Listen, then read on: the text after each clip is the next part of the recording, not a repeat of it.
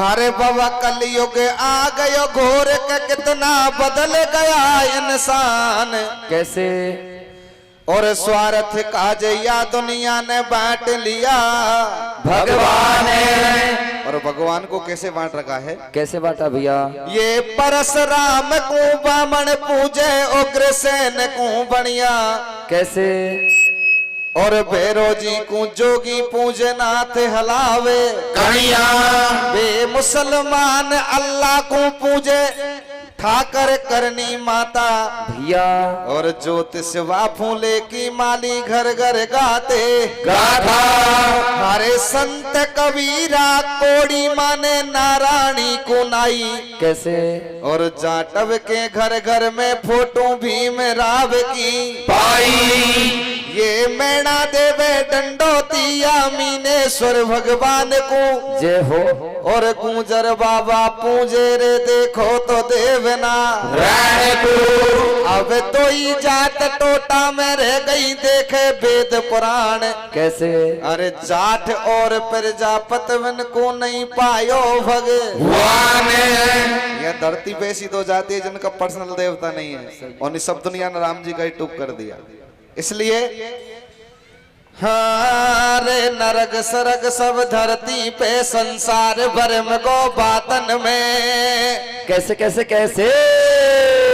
क्या नरक सरग सब धरती पे संसार भर में गो बातन में। वो कौन सा गेला को जावे गो चाबी हाथन में। नरक सरग सब धरती पे संसार भर में गो बातन में। कौन सा गेला को जावे गो चाबी हाथन में। नरक सरग धरती पे संसार भर में गो बातन में। कौन सा गेला को जावे गो चाबी हाथन में। अब सज्जनों आपके सामने एक छोटा सा प्रसंग।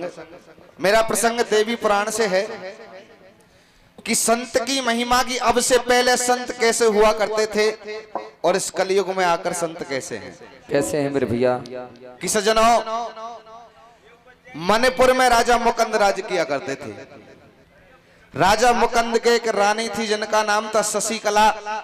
राजा के 7 कन्याएं थी और उन 7 कन्याओं के बीच में कोई पुत्र नहीं था। राजा का चौथापन आ गया यानी वृद्ध अवस्था में ढलने लग गए। एक दिन रानी शशिकला राजा से कहने लगी, महाराज हमें बुढ़ापा आ गया और बिना पुत्र के मनपुर की गादी निर्वंश जा रही है। सज्जनों पुत्र के वियोग में रानी शशिकला उदास रहने लगी तो राजा ने कई पुत्र प्राप्ति के लिए यज्ञ किए लेकिन कुछ भी फल प्राप्त नहीं हुआ और धीरे धीरे बुढ़ापा आने लगा। एक दिन रानी राजा से कहने लगी, महाराज हम तो कुछ दिन के बाद में इस दुनिया को छोड़कर चले जाएंगे और हमारे जाने के बाद में तुम्हारे इस राजपाट का मालिक और कोई बन जाएगा, लेकिन महाराज हमारे जाने के बाद में तुम्हारे इन 7 कन्याओं को संसार में गले से लगाने वाला कोई नहीं होगा। ऐसी बात को कहकर रानी रोने लग जाती है तो राजा रानी को धीरज बनाने लगे, संतुष्टि बनाने लगे। क्या कहने लगे हैं? क्या कहते हैं मेरे भैया? हाँ रे धीरज धर ले मत रोवे रात अंधेरी में। कैसे कैसे कैसे? तू धीरज धर ले मत रोवे रात अंधेरी में। ओ बेटा को दी के अलबेली रे किस्मत तेरी में। धीरज धर ले मत रोवे रात अंधेरी में। बेटा को दी के अलबेली किस्मत तेरी में। धीरज धर ले मत रोवे रात अंधेरी में। बेटा को दी के अलबेली किस्मत तेरी में। सज्जनों आज रानी रो रो कर राजा को समझाने लगी। क्या कहने लगी है? क्या कहती है मेरे भैया? हरे रे मेरे तो होयो ने बाल के छोटो रे करम मेरो खोटो। कैसे? ओ बेटा वे न योड योड। कैसे? ओ लाला वे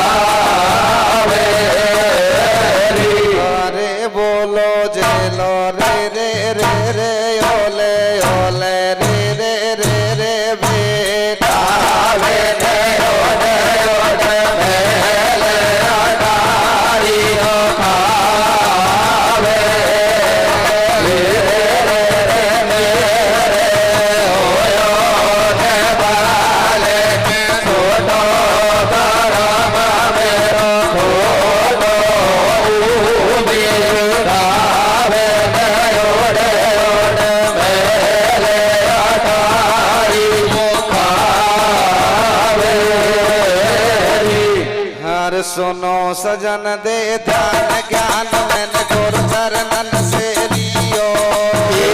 भैया सुनो सजन दे ध्यान ज्ञान मैंने गुरु चरणन से लियो। भैया उमर सरस पद्मा पे ध्यान बजरंग बली को। भैया एक मन पुरदा में लगा कर ध्यान सुनो मम वाणी। भैया के कन्या सात पुत्र बन सोनी है रज। रानी भैया हरे रानी रे सोच करे दिन रात डोला सुनो हमारी। बात भैया हरे मारो लोला भावे। भैया मन बोलती गाती बेटा बिन पतई तड़ा को। भैया जावे बेटा बहन ओढ़ ओढ़ मेले अटारी खावे।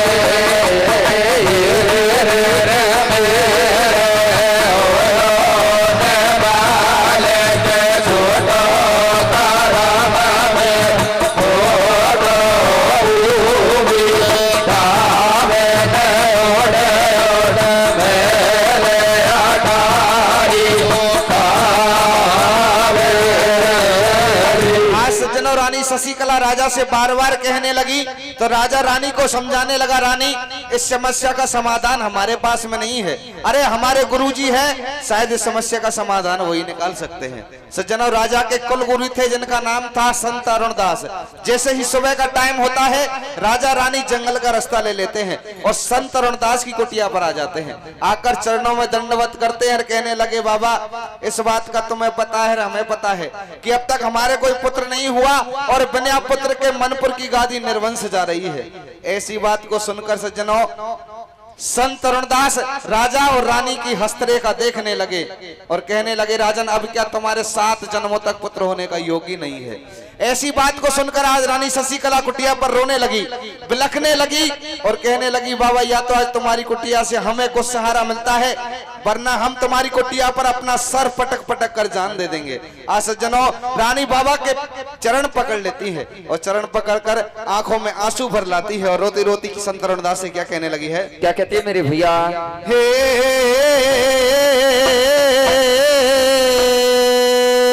कैसे ओ लाला दे तेरे खिला दे मारी गोद। कैसे ओ आंगनियों योड योड खावे भैया? ओ मारी छाती का ओडे रे नो नो टूक। कैसे जेठानी रे दो रानी रे मोकू बोली मारे। लाला दे ला दे हमारे रोडे आंगनिया योडे योडे खावे। मारे छाते का वाहे मारे छाते का ओढ़े दोनों डूबे दोराने जेठानी मुझको बोले मारे। सज्जनों संत अरुणदास के चरण पकड़ लेती है, माथा पटकने लगी तो सज्जनों ये संत सुजान होते हैं, दयावान होते हैं। संत को दया आ गई, कहने लगे, रानी मैं उस विधि के विधान को तो नहीं बदल सकता लेकिन तुम्हें एक वरदान देता हूं, तुम्हारे एक पुत्र होगा लेकिन उस पुत्र की आयु सिर्फ 15 साल की होगी। सज्जनों राजा रानी आपस में बातचीत करने लगे कि बिना पुत्र तो 15 साल कोई ठीक है। सही है। ऐसे वरदान को लेकर अरे राजा रानी महल में आ जाते हैं और कुछ दिन के बाद वो होता क्या है, क्या होता है मेरे भैया? अरे भूप को बचन गुरु ने दियो नार के गर्भ पेट में। भैया अरे भूप को बचन गुरु ने दियो नार के गर्भ पेट में। भैया हरे राजी होवे राजा रानी रे किस्मत गणा दिना में। जानी भैया हरे रानी मारो जन्म सफल हो जाएगो। भैया राजपाट को रखवालो अब के तेरे हो जाएगो। भैया अरे ठीक जब नगरी में बढ़ जावे रे दुनिया घर घर में बतलावे। भैया अरे कहे ईश्वर के लंबे हाथ। भैया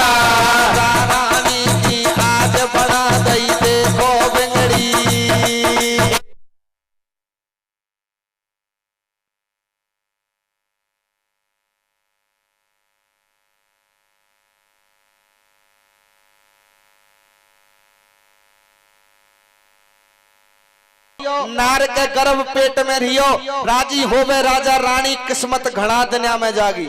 और रानी मारो जन्म सफल हो जाएगो, और या राजपाट को रखवाड़ो अब के तेरे हो जाएगो। ठीक जब नगरी में पड़ जावे, दुनिया घर घर में बतलावे, है ईश्वर के लंबे हाथ, राजा रानी की आज बना दे देखो बिगड़ी बात।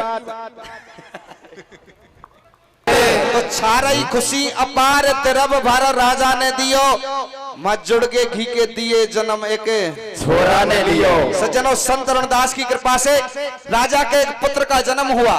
राजा दूर दूर से पंडित ज्योतिषी बुलवाते हैं और उस बच्चे का नामकरण करवाते हैं और उस बच्चे का नाम रखते हैं एक नंदन। सज्जनों, धीरे धीरे समय निकलता जाता है, धीरे धीरे एक नंदन अब जवान होने लगा, तरुणावस्था में आ गया। एक दिन रानी शशिकला राजा से कहने लगी, महाराज इस बात का तुम्हें पता है, इस बात का तुम्हें पता है कि हमारा पुत्र कुछ दिन के बाद में हमें छोड़कर चला जाएगा।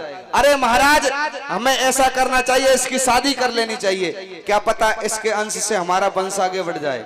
हमारे तो कोई पुत्र नहीं हुआ, लेकिन इसके कोई पुत्र हो जाएगा तो उसके सहारे अपना जीवन निकाल लेंगे। सज्जनों, ऐसी बात को सुनकर राजा के भी बात जच गई और एक भद्रा नाम की कन्या से एक नंदन की सगाई करते हैं। होता क्या भैया? क्या होता मेरे बंधु? अरे एक दिन मेहमान के दरमियान करानी करवा लगी बगान, ऐसे भैया अरे कबिया बात समझ आई आवे, ऐसे भैया करो पुत्र को ब्याह बलम यारी, नंदन की तुरंत सगाई। ऐसे भैया अरे कर लिए ब्याह पाड़ लिए फेरा, ऐसे भैया छूतना के बाद भूख जब कर कर रोवे, भैया अरे कलानी हो गई आती जाती घोड़े कर्म लगे नहीं, बाती भैया अरे भोटिया के संग करी गद्दारी, ऐसे भैया सासू ससुरे मेरी हो गे कर दैरान बेचारी, ऐसे भैया समय निकल तो जाए भोटिया तू नहीं कोई दिखे, ऐसे भैया धीरे धीरे अरे कमर को काल आए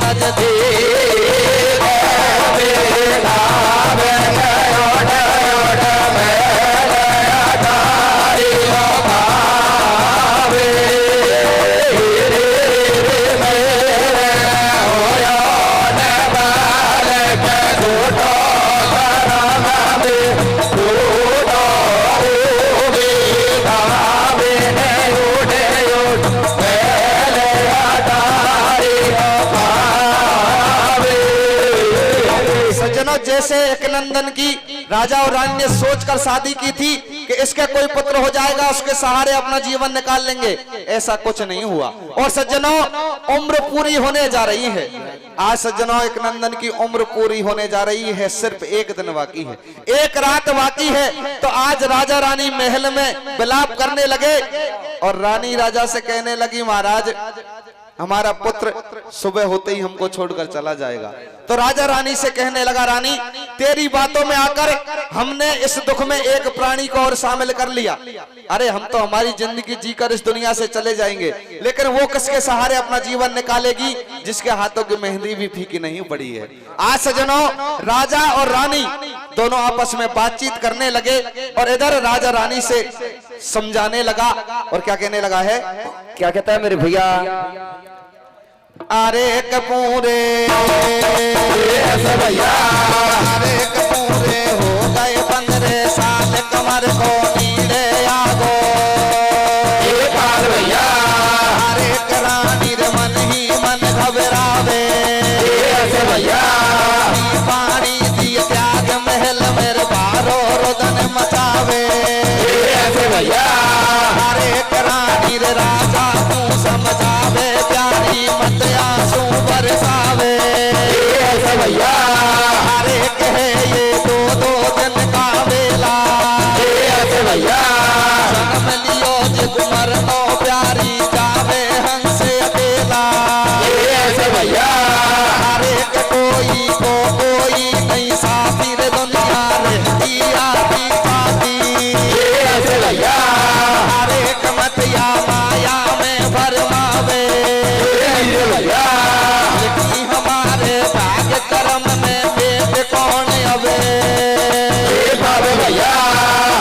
सुबह पर भात गजब को टूट पड़ो बोला भैया उमर पूरी हुई है पुत्र को छोड़ गयो चोला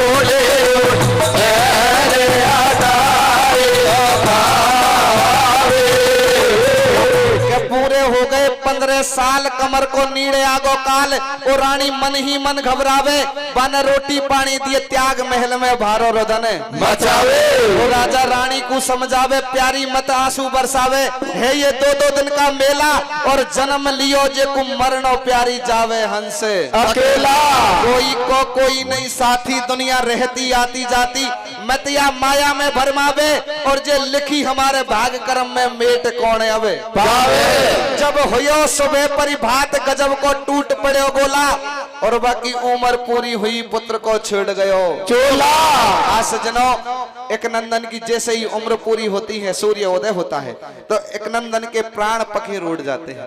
आज सजनों महल में राजा और रानी विलाप करने लगे लेकिन इधर भद्रा को पता चला कि आज मेरा पति मुझे छोड़कर चला गया तो सज्जनों आज भद्रा अपने सासू के पास में आ जाती है गले से लिपट जाती है। बंधुओं ये मरने वाले तो मर जाते हैं लेकिन दुख दे जाते हैं जीने वालों को ना तो उनकी याद में ये मर ही पाते हैं और ना जी पाते हैं। आज दुख हुआ तो एक नंदन की घरवाली को उसके हाथों की मेहंदी भी नहीं छूटी थी उससे पहले उसका सुहाग उजड़ गया। आज सज्जनों एक नंदन की घरवाली भद्रा अपने सासू के गले से लिपट जाती है और रोती रोती अपनी सासू से क्या कहने लगी है क्या कहती है मेरे भैया हाँ रे सासू तेरा जाया ने बेटी में मोड़ो मोड़ो रे कैसे कैसे कैसे ओ सासू जी तेरा जाया ने बेटी में मोड़ो मोड़ो रे आती जाती ने आतन को चूड़ो फोड़ो रे सासू तेरा जाया ने बेटी में मोड़ो मोड़ो रे आती जाती ने आतन को चूड़ो फोड़ो रे सासू तेरा जाया ने बेटी में मोड़ो मोड़ो रे आती जाती ने आतन को चूड़ो फोड़ो रे। आज सज्जनों भद्रा अपने सासू के गले से लिपट जाती है। इधर सज्जनों सारे नगर में हाहाकार मच गया कि आज राजा का एकलौता पुत्र मारा गया।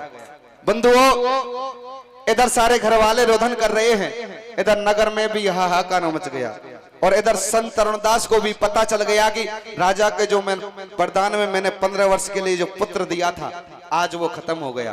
तो सज्जनों आज संत तरुणदास भी महल में आ जाते हैं और संत तरुणदास को देखकर सारे घर वाले संत तरुणदास के चरणों में गिर जाते हैं कहने लगे बाबा चाहे हम सब घर कान को मार ले लेकिन हमारा छोरा को जिंदो कर दे जय हो।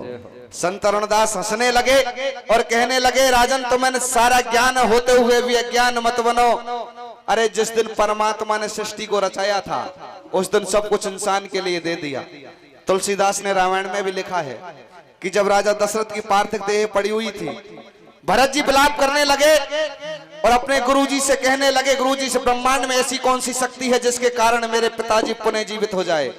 तो यहाँ भरत जी को गुरुजी ने समझाया है और तुलसीदास ने रामायण में लिखा है कि सुनई भरत भावई प्रबल अरे बिलख कहे मुनिनाथ ये हान लाभ जीवन मरण जस अप जस विदे इनमें तो किसी का कोई पेच नहीं जा सकता सज्जनों। लेकिन सारे घर वाले कटार लेकर खड़े हो गए कहने लगे बाबा या तो हमारे पुत्र को जिंदा कीजिए वरना हम सारे घर वाले आत्महत्या करके अपनी जान दे देंगे। संत तरुणदास कहने लगे भाई इस समस्या का एक समाधान तो है कि कौन सा कि मौत के बदले मौत एक कटोरा लो और उस कटोरे में 1.25 किलो गाय का दूध लेकर आओ। सज्जनों रानी शशिकला भागती हुई महल में जाती है और एक कटोरे में 1.25 किलो गाय का दूध लेकर आती है। अरे संत तरुणदास अपने भक्ति के बल से उस दूध का मंथन करते हैं और उस दूध को वरदान देते हैं कि जो भी नर नारी इस दूध को पिएगा वो तो सदा के लिए इस दुनिया से चला जाएगा और उस जाने वाले की उम्र से बच्चे को लगेगी तुरंत जीवित हो जाएगा। सज्जनों ऐसी बात को सुनकर सारे घर वाले पीछे हट जाते हैं, लेकिन संत अरुणदास एक एक घर वाले को आवाज दे देकर बुलाने लगे। क्या कहने लगे हैं? क्या कहते हैं मेरे भैया? अवलियो कटोरा मगार सीने मथन दूध को पियो। भैया कटोरा मगार सीने मथन दूध को पियो। भैया के बल से अरे मुनिन वरदान दूध को दियो भैया। अरे कया तू पीवे जे मर जावे। भैया आधी उम्र लगे लाल में झट जिंदो हो जावे। भैया अरे सुनो या स्वार्थ को संसार पड़े वे सब घर के लाचारे। भैया अरे बाबर चालो देर बुलावे। भैया मन में बेटा रोय मुनि के पास कतई को भैया आवे रे।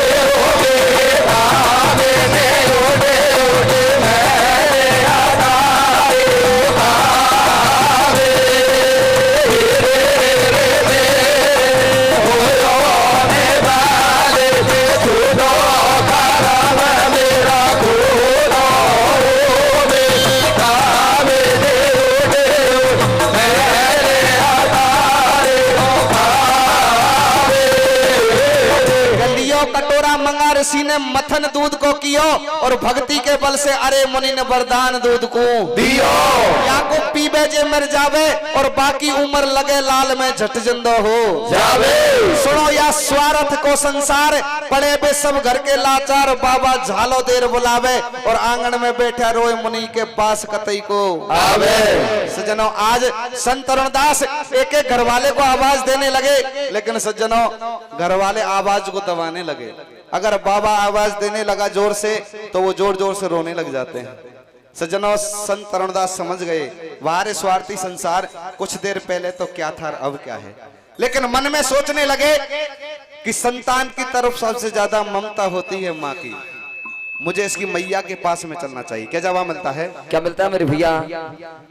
अरे मुनि ने भैया अरे मुनि ने उठा कटोरा लियो बा मैया के पास चल दियो। भैया अरे बाबा बोले मीठी बारी। भैया दोनों दिन तो होए दूध को पीता मारी। भैया अरे मैया खाती आंख निकाले या बाबा की बदला। भैया अरे रानी तो नरवासु पर पे भैया एक कटोरा दूध कुरबा उलटे बामने। भैया अरे कया बेटा कहीं ख्याल करे गो या सूखाई हर काम पड़े गो। भैया अरे लगी कणकाई भाग मेरा में भैया ना कहिए मोला लकरू की बच्चिया ये जेरा में।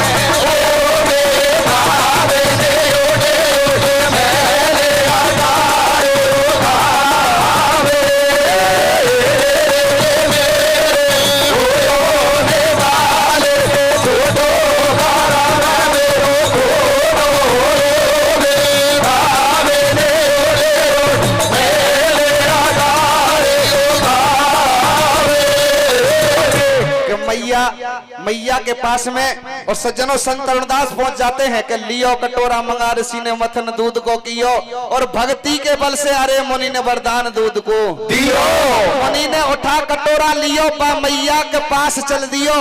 ओ बाबा बोले मीठी बाणी थार छोरो जिंदो होए दूध को पी जा मारी। सियाणी मैया ठाडी आंख निकाले या बाबा जी बदला फाड़े।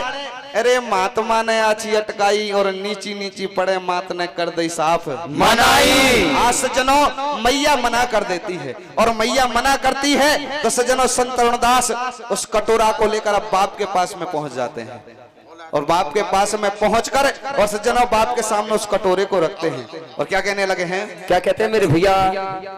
अरे मुनि को भैया अरे मुनि को हासी तो आ गई कटोरा ले ये बाप ढिग आयो। भैया पी जाया दूध मुनि ने ऐसे वचन सुनायो। भैया अरे तो तुम्हारा तो मुझ को जाने या बाबा जी बदला।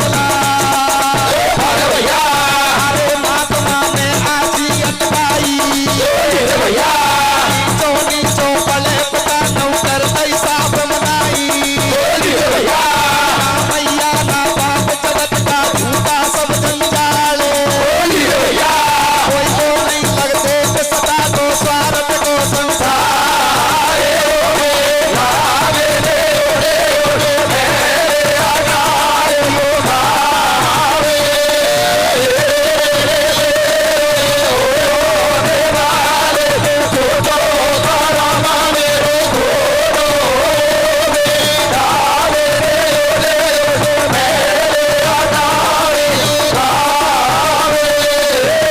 सज्जनों आज मैया मना कर देती है और बाप भी मना कर देता है कि ना मैया ना बाप जगत का झूठा सब जंजाल और कोई को कोई कछु नहीं लगे सटाटो या स्वार्थ को संसार सज्जनों संत अरुणदास देखने लगे कि एक नंदन की घरवाड़ी वन न्याड़ाई नखरा कर कर रो रही। संत अरुणदास ले कटोरा कुरबा के पास में पहुंच गए। क्या कहने लगे हैं? क्या कहते हैं मेरे भैया हरे छोरा की बनारस कैसे अरे छोरा की बनारस कहे मुनि समझाए कैसे ओ बेटी पी जा दूध कूस तेरा पति जिंदो हो जाए सज्जनों ऐसी बात को सुनकर भद्रा कहने लगी बाबा छोरा का डोगर डोकरी न कहीं की कि बेटी उनने तुम मना कर दी तो मैं तो पहले ही 3 नातान को बचा रही हूँ हमारा कहीं लगे सही क्या लगी काय कह रही भैया अरे कौन बलम की भूख जन्म मेरो बिगड़े गो पूरो भाई अरे कौन बलम की भूख जन्म मेरो बिगड़े गो पूरो रे बन तोरे दे पाटी कई फूल और दो से सारे कौन बलम की भूख जन्म मेरो बिगड़े गो पूरो रे बन तोरे दे पाटी कई फूल और दो से सारे आंगन में दे हाथ और चूड़ो फोड़ दियो बाबा मोकू या पति की कतई जरूरत कौन। लेकिन सज्जनों भद्रा दोबारा भाषा पलटकर और समझाने लगी अरे बेटी अपने पति के खातिर मरेगी तेरा इस दुनिया में नाम अमर होगा। सही ऐसी बात को सुनकर भद्रा एकदम गुस्से में भर जाती है और सज्जनों गुस्से में भरकर पीछे हटकर बाबा को दोबारा क्या जवाब देने लगी है। काय दे रही है भैया हारे को पीऊं बाबा तू जन्म तक लग जाए चाय कालो जी जी की सौगन हरे को पीऊं बाबा तू जन्म तक लग जा चा कालो रे तड़के में पी हर को जाऊंगी मेरे पे बैठी मौज उड़ाऊंगी छोरा देखू बारो छट्टा कोई 20 बरस को बढ़ा बढ़ाऊंगी बाल दो दे बाबा दो दे जन्म तक लग जाएगा कारो रे लड़के मैं भी हर को जाऊंगी मैं बैठे मोटे उड़ाऊंगी छोरा देखो मारो छट्टा कोई 20 वर्ष को बढ़ता बढ़ाऊंगे बाल मारो भाई बढ़ाऊंगे बाल बढ़ाओ सज्जनों आज भद्रा बिल्कुल मना कर देती है तो संत अरुणदास मन में सोचने लगे वारे स्वार्थी संसार कुछ देर पहले तो कटार लेकर खड़े हुए थे लेकिन अब कोई सामने ही नहीं आ रहा। सज्जनों वहां खड़ी हुई दुनिया से कहने लगे नगरवासियों से कहने लगे भाई कोई इस नंदन को चाहने वाला हो आकर इस दूध को पिए। लेकिन जब सज्जनों घर कान की गरज कौन पड़ी दूसरों कहीं अड़ो आएगा। आज सज्जनों सारे नगरवासी भी मना कर देते हैं। सातों बहनों की तरफ नजर घुमा कर देखा लेकिन सबने सिर हिलाकर मना कर दिया। तो संत अरुणदास मां खड़ी हुई दुनिया को उपदेश देने लगे कहने लगे प्रत्यक्ष में प्रमाण की जरूरत नहीं होती अपनी आंखों के सामने देखो इस संसार में किसी का कोई है ही नहीं। आज सज्जनों वहां खड़ी हुई दुनिया को उपदेश देने लगे। क्या कहने लगे हैं? क्या कहते हैं मेरे भैया हाँ रे रे रे या तोले स्वार्थ को संसार दानी तो नहीं कोई मेरे भैया कोई रे रे मतलब की रे दुनिया तो मतलब की रे दुनिया तो आगे रे पीछे डोले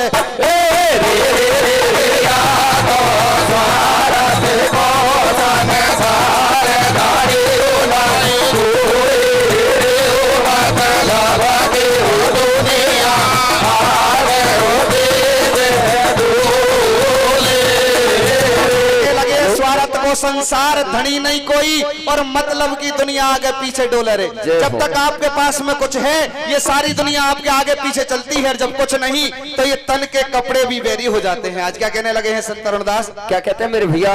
अरे बोलो झेलो रे रे रे रे योले योले रे रे रे रे मतला के हो दुनिया आगे हो मेरे डोले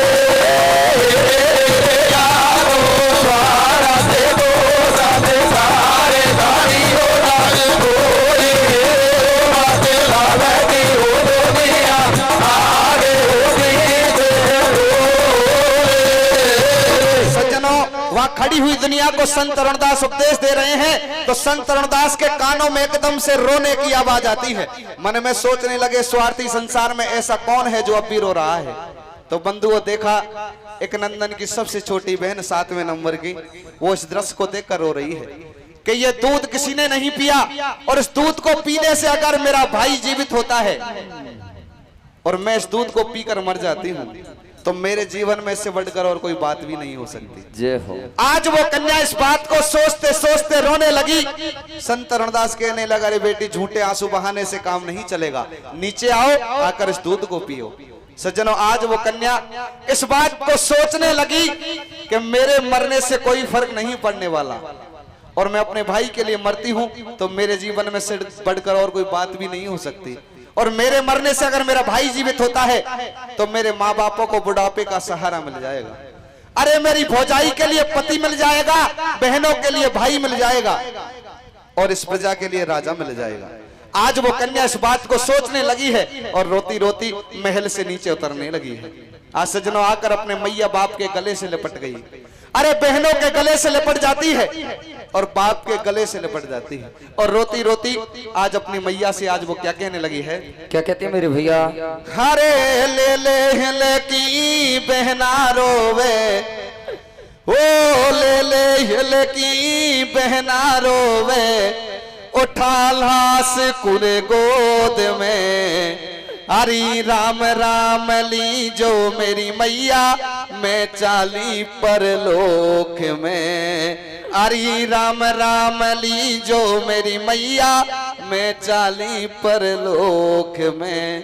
बालापन से पाड़ी तेने, बालापन से पाड़ी तेने, बारो लाड लड़ायो रे, अरे छोड़ तो ये चली जाऊं मेरी मैया टेम अखीरी आयो रे, अरे छोड़ तो ये चली जाऊं मेरी मैया टेम अखीरी आयो रे। सज्जनों, इधर वो कन्या रोने लग जाती है और सज्जनों भागकर अपने भाई की लाश को गोद में उठा लेती है और गोद में उठाकर आज उस मरे हुए भाई से क्या कहने लगी है? क्या कहती है मेरे भैया? हाँ रे झूठो रे जमानो भैया कोई को नहीं कोई रे। कैसे कैसे कैसे? या झूठी दुनियादारी है कोई को नहीं कोई रे। ओ बाका बीरा गले बेटे बारी कोई रे। झूठो रे जमानो भैया कोई को नहीं कोई रे। बाका बीरा गले बेटे बारी कोई रे। झूठो रे जमानो भैया कोई को नहीं कोई रे। बाका बीरा गले बेटे बारी कोई रे। आज सज्जनों अपने भाई की लाश को गोद में ले लेती है और सामने उस दूध के कटोरे को रख लेती है। आज सज्जनों वो कन्या उस दूध को कैसे पीने लगी, इधर संत तरुणदास मन ही मन मुस्कुराने लगे। वाह भाई बहन का प्यार, जो बहन है जो आज भाई के लिए मरने को तैयार है। आज सज्जनों वो कन्या उस दूध को कैसे पीने लगी है, क्या कहने लगी है? क्या कहती है मेरे भैया? हर सुन ले रे सुन बाड़ा रे भाई बन चाबी के लगायो ये। सुन ले रे सुन बाड़ा भाई बन चाबी के लगायो ये। सुन ले सुन ले रे सुन बाड़ा रे भाई बन चाबी के लगायो ये। सुन ले रे सुन बाड़ा भाई बन चाबी के लगायो ये। चाबी के लगायो रे बन कर बार बार रतन मचायो ये। चाबी के लगायो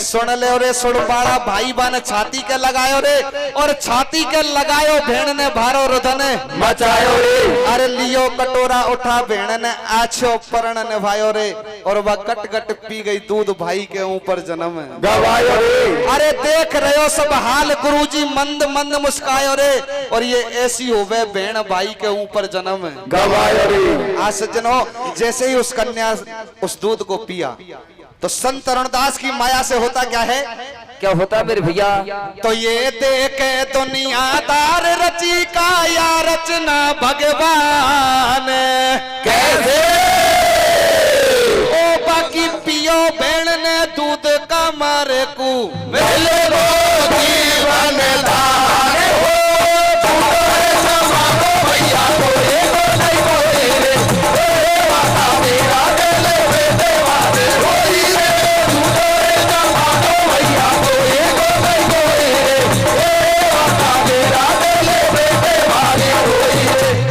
देखे दुनियादार रची का या रचना भगवान और बाकी पियो भेड़ ने दूध कमर को मिल गो जीवन दान सज्जनों जैसे ही उस कन्या ने उस दूध को पिया तो संत तरुणदास की माया से होता क्या है सज्जनों बहन की उम्र भाई को लगती है और सज्जनों भाई तुरंत खड़े हो जाते हैं देखा कि बहन की लाश आंगन में पड़ी हुई है सारे घर वाले प्रसन्न हो जाते हैं इधर संत तरुणदास मन में सोचने लगे फिर जमाने को धिक्कारने लगे सोचने लगे आज इस कलयुग में यही रीत है जब घर में कोई बेटी पैदा होती है तो लोग मातम मनाते हैं और जब घर में कोई बेटा पैदा होता है तो खुशी से थाली बजाते हैं सजना संत तरुणदास बाहर स्वार्थी संसार लेकिन एक नंदन जैसे ही खड़े होते हैं देखा कि बहन की लाश आंगन में पड़ी हुई है संत तरुणदास भी बैठे हुए हैं नगरवासी भी हैं सज्जनों जाकर मैया से पूछा बाप से पूछा बहन क्यों मरी लेकिन किसी ने कोई जवाब नहीं दिया तो संत तरुणदास कहने लगे बेटे मेरे पास में आओ मैं बताता हूँ बात क्या है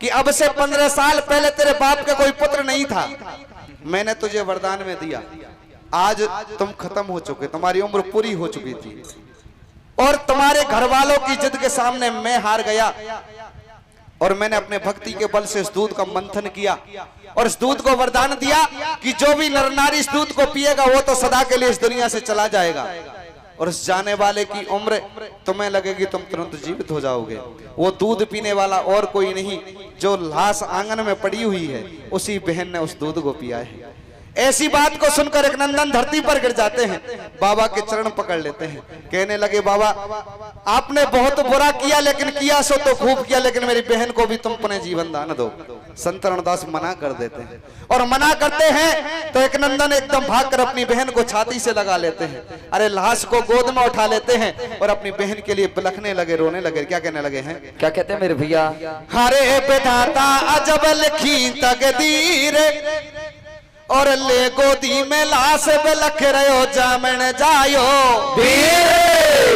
हो मोसे रूठ गयो कर तार और बारो रोबे कमर नहीं मेरा जीवा में सारे सबर कैसे आवेगी मोकू मोए गई बिलख तो छोड़ देखवा खाऊं तो याद तू आवेगी जेना जब आएगी भैया तो तिलक मेरे कौन करे भेड़ा हरे भेड़ बन कौन पामनी आए और राखी कौन बांधे गो मेरो सुनो सामने जाए याद कर कर रोवे भारी और कैसे सबर करूं मेरी बहना प्राणन से प्यारी कमर को सब घर का समझाए और नहीं माने कोई की खेण महल में इतवित टक्कर खाए ऊपर चलो महल पे आयो और बाकूद महल से गयो वीर ने आछो परण निभायो रची का या रचना भगवान और कर कर बहना की याद भाई ने दे दिए अपने प्राण तो भाई मर गए भाई बहन मुनि अब सोच करे ठाडो कैसे और सब करके डकराए मातमक भरे आयो जाडो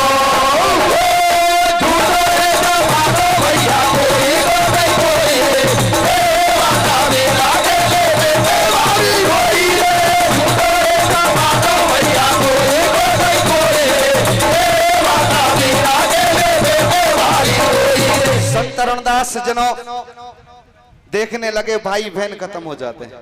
इधर संत तरुणदास मन में सोचने लगे भगवान आज तू मेरी कैसी परीक्षा ले रहा है। लेकिन मन में सोचने लगे संत सुजान होते हैं, दयावान होते हैं। राजा की मैं कठिन परीक्षा लूंगा। मन में सोचने लगे मैं राजा की कठिन परीक्षा लूंगा। अगर राजा परीक्षा में पास हुआ तो राजा का भी उद्धार निश्चित करूंगा और इस बहन भाई के प्यार को मैं दुनिया में अमर करके जाऊंगा। सज्जनों आज संत तरुणदास महल से खड़े होकर जाने लगे तो संत तरुणदास के चरणों में राजा मुकुंद गिर जाते हैं। कहने लगे राजन कहने लगे बाबा मेरी इस डूबती हुई नैया को आज कैसे भी किनारे पर लगा के जाओ। तो संत तरुणदास ऐसी बात को सुनकर कहने लगे राजन तो मैं तुम्हारी नैया की पड़ रही है और मुझे भूख लगी है, कुछ खाने के लिए पकवान मिलेंगे। राजा सोच में पड़ जाता है, आंखों में आंसू आ जाते हैं। मेरे आंगन में 2-2 लाश पड़ी हुई है और बाबा मुझसे खाना खाने की कह रहे हैं। सज्जनों राजा की आंखों में आंसू देखकर संत तरुणदास पुनः उठकर जाने लगे तो संत तरुणदास के चरणों में राजा गिर जाते हैं। कहने लगे बाबा मेरा सब कुछ गया लेकिन मेरा अतिथि धर्म नष्ट मत करके जाओ, मैं आपके लिए भोजन भी बनवाता हूँ। आज सज्जनों राजा रोते रोते रानी के पास में आते हैं। कैसे भोजन बनवाते हैं, कैसे बनाते हैं मेरे भैया? अरे नगर में सपना तो सोखायो मुनि का राजा फिर बतलायो। अरे भूख तू बात हमारी माने गजब की भूख खावा बना ले पकवान। अरे राजा सोच करे बड़ भारी या बाबा ने पर ले। अरे क्या भूख कई शर्म नहीं आई आंगन में 2 लाश पड़ी या क्यों भूख लगाई। अरे मुनि की लीला अजब निराली ले ले हिलकी रोवे। अरे राजा ने भोजन बनवाए इतना सोती लगा महल में जब मनवर बुलवाए।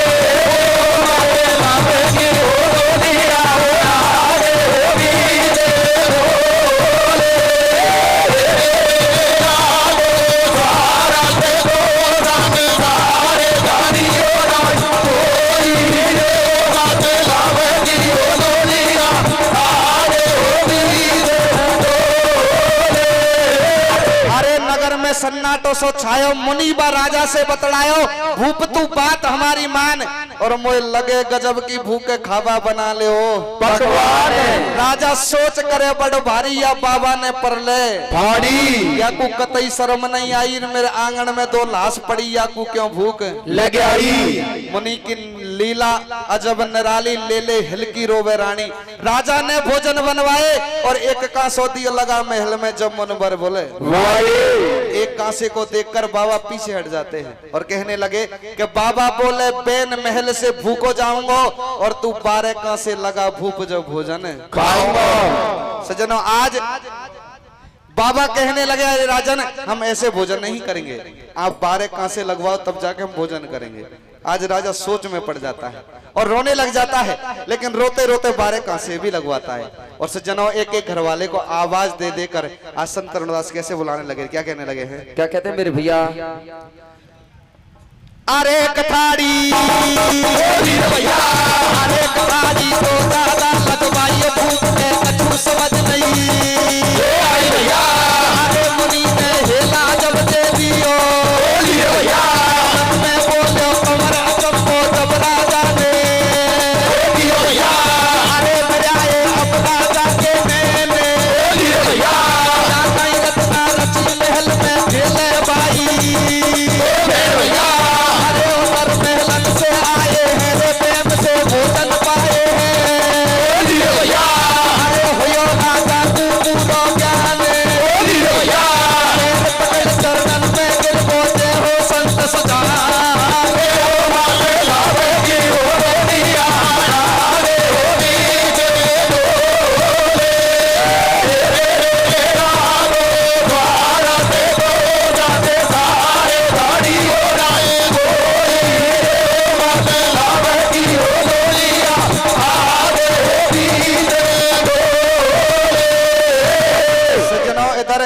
मुनवर की मानी बात भूप ने कांसे तुरंत लगाए राजा रानी छे भेड़ बोटिया भोजन पे बैठाए थाड़ी तो ज्यादा लगवाई भूप के कछु समझ नहीं आई। अरे मुनि ने हिला जब दे दियो और महलन में बोलो कमर अचंबो जब राजा ने कियो फिर आए अब राजा के नैन और या कहीं रचना रची महल में खेले भाई भेड़ उत्तर महलन से आए हैं प्रेम से भोजन पाए हैं हुयो राजा को पूरा ज्ञान और बा पैर पकड़ चरणन में गिर गो जे हो संत सुजान तो कर सेवा दिन रात मोक्ष को रास्ता पावेगो और ये संतन को वरदान कभी नहीं खाली जावेगो। सज्जनों यही मेरी कथा का समापन होता है। बोलो नरसिंह भगवान की जय हो।